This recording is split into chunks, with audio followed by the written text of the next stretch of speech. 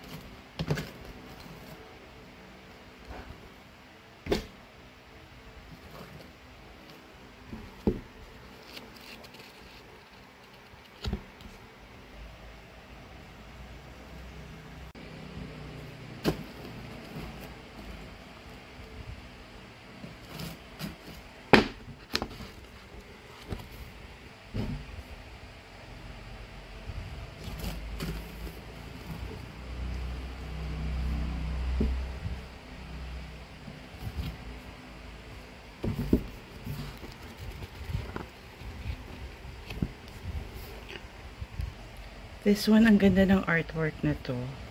And this is hardcover. I think, ang dami nitong volume na to. We got this at Fully Booked. I forgot kung colored yung, hindi, black and white lang din pala. Ayan.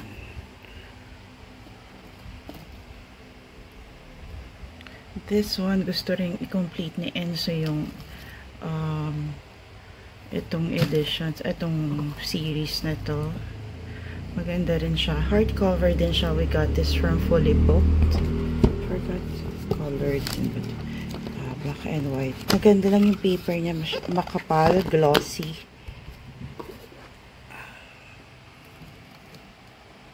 Actually, almost all of the manga, we got it from Fully Booked.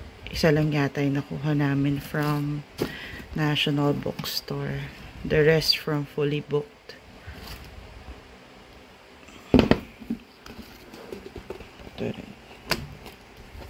Ito naman, since super big, tall book siya. This one, I got this from Book Sale. Hardcover siya. Super heavy. As in, oh my goodness. I got this for 320. Hindi ko na. Ang ganda ng pages niya. Very thick. Matte. Pero, and colored. Ayan. Ayan. So, yung mga, ang hirap buksan eh. Super heavy kasi siya. And then this one also I got from Book Sale. Hardcover din siya. Mabigat din. Pero syempre, mas mabigat yung isa kasi super thick nun. This one I got also for 320. And, colored din siya. And, glossy naman. Ang ganda nito.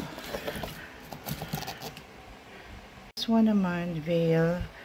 It has been out of stock for a few weeks. And, ang hirap niyang hanapin. Good thing nagkaroon ng stock si Fully Booked finally.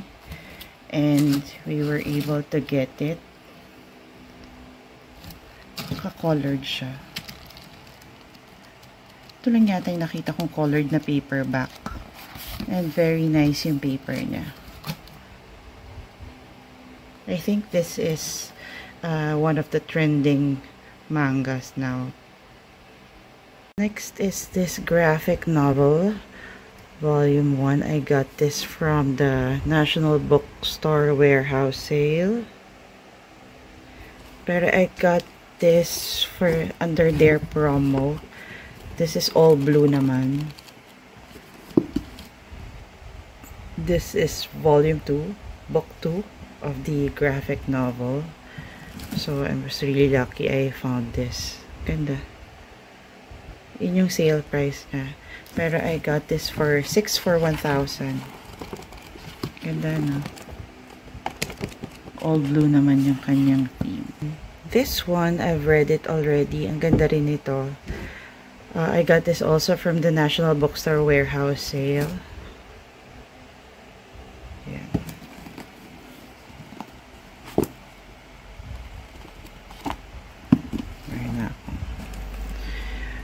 Psychological thriller and may konting time travel. It's parang ganon. Sci-fi in a way. Yan. This one, I got this from National Bookstore at SM North. Yan yung price niya. Pero I got it for parang less than 200. Kasi naka 80% off siya. I've read this via ebook years ago and I was so happy I found this National Bookstore. It's a big tall book. This one we got from book sale at SM North as well. Yan. My daughter and I have been reading it. Mag-book buddy kami. Buddy read. So, this one we got this from book sale as well. It's for my daughter's school. She needs it daw. Yan. How much did I get it? $2.30.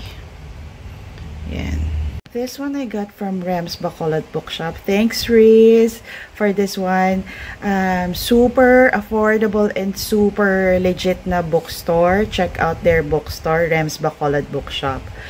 Also, ito yung isa sa mga kino-complete ko na edition, the Black Dog Leventhal edition. So, I still need to collect a few more, yung ibang missing ko. Kasi they just released this, parang 24 titles lang yung ni-release nila for this edition. Kaya, hopefully, makomplete ko siya. And another graphic novel I got from the National Bookstore Warehouse sale. This is book 1. I'm familiar with Scott Westerfeld, kaya kinuha ko na rin siya. Although I'm not familiar with the story, pero since I know Scott Westerfeld naman and I liked his books, kaya no question about it. So this is 300 pag naka-discount per piece. Pero since I got this for the 6 for 1,000. So, there. Colored siya. And the usual pag graphic novels, alam nyo naman, maganda yung quality ng paper. Yan. And this is book 2 of that graphic novel. Same din. Kasabay ko siyang nakuha sa National Bookstore Warehouse sale. Ito yung sale price niya if per piece. And then, I got this. Kasama siya sa 6 for 1,000 na nakuha ko. Yan. So, my daughter was very excited when she saw my haul. Kaya, we'll get back soon. Kasi until December 31 daw yung sale na yan nila. Next is Starry Eyes. I got this from National Bookstore Warehouse sale for 50 pesos as well. Hardcover, not bad, diba? Pero if you'll buy it separately, ito yung price niya. So, sulit na. And I've read a book by Jen Bennett as well, which I liked. So, kaya, why not? This one, my daughter got it from book sale too. This is a signed copy. I just hope this is legit. Pero still, for how much is it? Tinanggal niya na. I think, nasa 200 plus lang din to. For a hardcover book. So, there. And mahilig din kasi talaga mag-collect kami ng Magic Tree House na hardcover. We have a lot of this as well. Ito yung mga quick reads ng anak ko pag gusto niyang mag-unwind. So, I'm not sure. Meron bang ano to? Colored. Ganyan. Wait, buksan natin. Yan. Colored siya. Maganda. And Graceling, we're a fan of this series as well, kaya I was really happy nang nakita ko meron Graceling na graphic novel. Ito yung sale price na if per piece, and kasama rin siya sa 6 for 1,000 na nakuha ko sa National Bookstore Warehouse sale. It's really sulit. Ang ganda ng pages, very nice copy. Yan. And of course, the Nicholas Secrets of the Immortal Nicholas Flamel. Meron din kami nitong series, which we loved, which my daughters loved. Kaya nagulat ako meron siya, and I was really happy. And $2.99 kung per piece siya, pero I got this also dun sa warehouse sale na 6 for 1,000. Actually, is 5 plus 1 for 1,000. So, technically, 6 for 1,000. Yan. Ang ganda-ganda niya. Actually, nabalutan ko na siya. Ang bilis namin magbalot ng mga box dito. Ganyan. As much as possible, we try to cover it with plastic cover right away.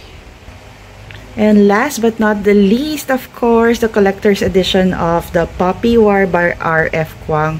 I've read this via ebook years ago. Hindi ko lang na-continue. And then now nga na merong na-release na mga collector's edition, I got this from National Bookstore online and then via Shopee. And with the applied voucher, super discounted ko siya nakuha. Teka lang. Ganda. Ganda niya. Ayan. And then, ang ganda na ang loob niya. Although I was surprised lang na black and white yung sa mga artworks niya. Kasi alam ko dun sa book 2 na collector's edition, colored eh. So, I'll double check that one once I've purchased book 2 na collector's edition. And maganda yung paper niya. Ang smooth. Alam mo yung hardcover na maganda yung paper. This one, since collector's edition, mas maganda pa. This is our haul for the past months. I do hope you had fun watching this video, and I hope to see you guys next time. Bye!